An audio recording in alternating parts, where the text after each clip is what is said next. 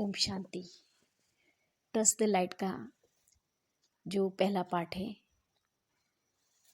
जो आपको बताते हैं कि पहला जो पॉइंट है वो परिचय, दूसरी जो बात बताई है जो स्वनिरीक्षण पत्रक की, तीसरा है प्रेम, चौथा है आज्ञाकारी, पांचवा है ईमानदारी और छठा है आदर। तो ये 6 बातों पे हम थोड़ा प्रकाश डालेंगे।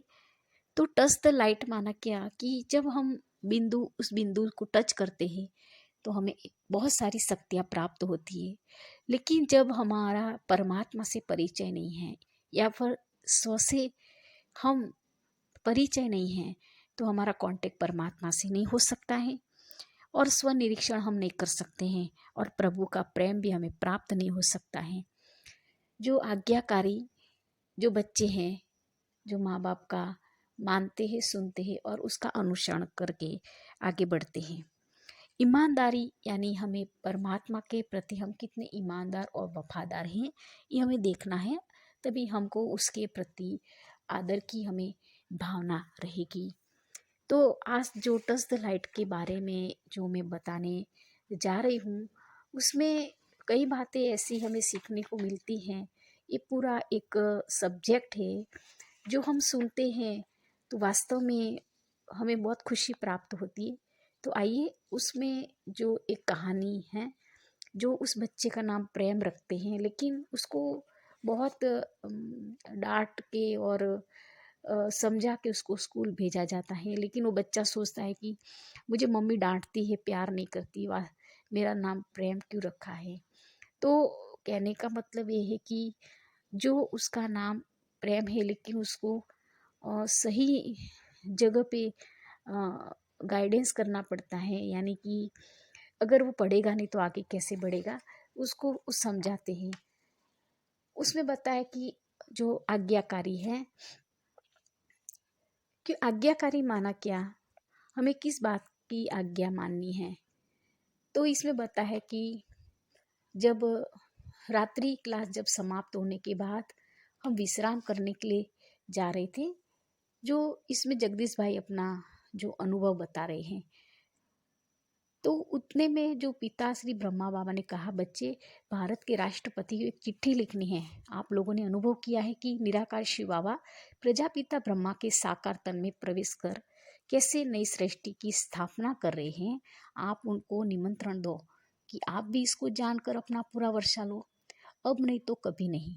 ऐसा एक पत्र उनको लिखना है, अंग्रेजी में भी और हिंदी में भी। बाबा ने आदेश दिया और पूछा कि कौन कौन लिखेंगे। तो मैंने और कुछ लोगों ने हाथ उठाया। बाबा ने कहा, हाँ बच्चे आज लिख देना है, कल दिखा देना है। ये जगदीश भाई अपना अनुभव सुना रहे हैं। हुआ यह कि जब हम कमरे में गए तो बत्ती बुझ गई। उन दिनों सुबह की क्लास 4:30 बजे होती थी। जब बत्ती ही बुझ गई तो कैसे लिखे। मैंने सोचा कि मेरे लिए बाबा का पहला आदेश है, फरमान है। यदि हम कहेंगे कि हम नहीं करेंगे तो ये अवज्ञा करने की आदत पड़ जाएगी। मेरे पास एक टॉर्च थी, जगदीश भाई बता रहे हैं, मेरे पास एक टॉर्च थी। मैंने सोचा कि टॉर्च ऑन करके लिख दूं। टॉर्च ऑन की तो वो भी ऐसी ही थी, रोशनी इतनी कम थी कि उसमें लिखना संभव ही नहीं था। फिर मैंने बाहर देखा तो नीचे रोड पर स्ट्रीट लाइट जल रही थी। मैंने सोचा कि वहाँ जाकर लिख लूँ। उन दिनों में कड़ाके की सर्दी थी। वहाँ जाकर मैंने पहले हिंदी में लिखा, उसको पढ़ा, ठीक किया और फिर उसको दोबारा एक अच्छे कागज पर लिखा क्योंकि बाबा को दिखाना था। फिर अंग्रेजी में लिखना शुरू किया। अंग्रेजी की शैली अलग होती है, एकदम 100% अनुवाद नहीं हो सकता।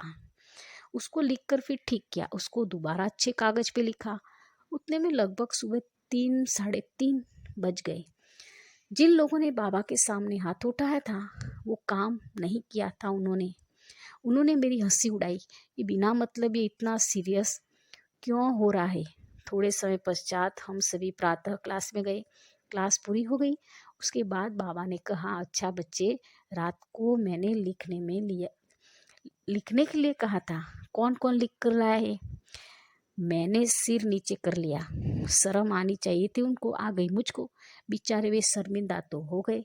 मैंने कुछ नहीं कहा। उन्होंने ही कहा कि बाबा रात को अंधेरा था, हम नहीं लिख पाए, जगदीश भाई ने लिखा है। फिर बाबा ने मेरे से कहा, अच्छा बच्चे क्या लिख कर लाए हो, पढ़ो। मैंने कहा लेख इतना चमत्कारी नहीं था, साधारण ही था, पर मेरी श्रद्धा का फूल था बाबा के प्रति। वो मेरी भावना थी बाबा के प्रति। बाबा की आज्ञा का पालन करने के लिए ही तो लिखा था। मैंने सुनाया, बाबा तो भुलाना थे, बच्चों पर सब कुछ लुटाने वाला है, उसको अपने बच्चे को आगे बढ़ाना था। तो अपने वरदानी महावाक्य बोले कि बच्चे, इस ईश्वरीय विश्वविद्यालय का साहित्य लिखने का बाबा आपको वरदान देता है। ईश्वरीय विश्वविद्यालय के ज्ञान को कहीं भी पेश करने के लिए मुख्य वक्ता आप ही हो। तो आज्ञा पालन करने से नुकसान भी होता है और फायदा भी। बाबा कहते हम स्वच्छंदी बन जाते हैं अगर वो नुकसान होता है। बड़ों एवं शिक्षकों के दिल में हमारे लिए कोई जगह नहीं रहती। जीवन बेलगाम घोड़े की तरह अनुशासनहीन बन जाता है। आज्ञा पालन करने से मित्रों की बजाय विरोधी और स्पर्धकों की संख्या बढ़ती है। हम दूसरों का कहना नहीं मानते, परिणाम स्वरूप लोग हमारा कहना भी नहीं मानेंगे, जिससे अकेलेपन का एहसास होता है। लोग हमारे से दूर भागते हैं और हमारे प्रति लोगों की अरुचि बढ़ जाती है। चारों तरफ से नकारात्मक एवं असहयोग का वायुमंडल बनने के कारण गुस्सा आना, चिड़चिड़ापन, सामने बोलना, झूठ बोलना, चोरी करना जैसी आदतें क्रमशः व्यक्ति पे हावी होती जाती है। परिणाम स्वरूप वो संस्कारहीन बन जाते हैं। आज्ञा पालन करने से जीवन में बड़ों के आशीर्वाद के पात्र नहीं बनते हैं और परिणाम स्वरूप हमारी आंतरिक खुशियां समाप्त होने लगती है। बड़ों का सही मार्गदर्शन न मिलने से गलत राह पे चलने की संभावना बढ़ जाती है। ये होमवर्क परमात्मा में दे रहे हैं कि आपको अपने जीवन में किन की आज्ञा का पालन करना चाहिए। क्या आप बड़ों की आज्ञा का पालन करते हो? उससे आपको क्या फायदा हुआ है? तो हमें अनुभव लिखना है और उस अनुभव से हमें कई बातें सीखने को मिल जाती है। तो आइए, ये जो बातें हैं कैसे हमें अपने जीवन में धारण करनी है, कुछ बातें हम उस ईमानदारी के बारे में बताएंगे कि दो दोस्त जा रहे हैं और एक को कुछ पैसे मिलते हैं तो दूसरा दोस्त ईमानदार होता है। वो दोस्त कहता है कि ये जो पैसा मिला जिसका है उसको वापस करना चाहिए। दूसरा कहता है नहीं, ये तो मेरे भाग्य में था तो मिल गया। लेकिन वो व्यक्ति जो उसका दोस्त है वो मान जाता है कि कोई बात नहीं, अगर ये बता देगा तो मैं क्या करूँगा। वो सर के पास दोनों जाते हैं, टीचर्स के पास जाते हैं। तो जब उसको पता चलता है कि जो पैसा उसको मिला है जिसको वो वापस करने आया है तो उसको बहुत सारी शाबाशी मिलती है। तो वो सबके सामने एक इज्जतदार ईमानदार का पात्र बनता है। तो एक दोस्त दूसरे दोस्त को थैंक्स कहते हैं। तो ये जो हमें संस्कार मिलता है बचपन से, तो वाकई हम भगवान को थैंक करें। जो आदर, हमें सत्कार की जो भावना है, तो स्वयं का स्वयं के प्रति आदर, परमात्मा के प्रति आदर, परिवार के प्रति आदर, ये हमें बहुत आगे बढ़ाता है। तो ये आदर क्या है? दूसरों को सम्मान देने से हमें सम्मान मिलता है, स्वयं में दिव्य गुण एवं अनुशासन में वृद्धि होती है, सबके स्नेह बनते हैं और सबका प्यार मिलता है, संतुष्टता की अनुभूति होती है, अच्छे कर्म करने की प्रेरणा प्राप्त होती है, आवश्यकता पर सहजी सहयोग प्राप्त होता है, दूसरों के द्वारा की गई सेवा के फलस्वरूप दुआएं व आशीर्वाद प्राप्त होते हैं और महान व्यक्ति भी बन जाते हैं। हम देखते हैं दुनिया में बहुत सारे महान व्यक्ति जो हमने देखे हैं, क्योंकि उन्होंने आदर सहित कार्य किया है, जो आज वो सबको गर्व महसूस कराते हैं। हमारे भारत देश में बहुत सारे ऐसे महान आत्माएं बन चुकी है जो आज हम उनसे सीखते हैं। तो आइए, ये जो टच द लाइट का जो कार्यक्रम है, जो सत्र है, आप जरूर सुने और ये जो बातें हैं हम अपने जीवन में धारण करेंगे कि कैसे ईमानदार, आदर और प्रेम और परिचय, स्व का जो निरीक्षण, ये सब बातें हमें सीखने को मिलती हैं।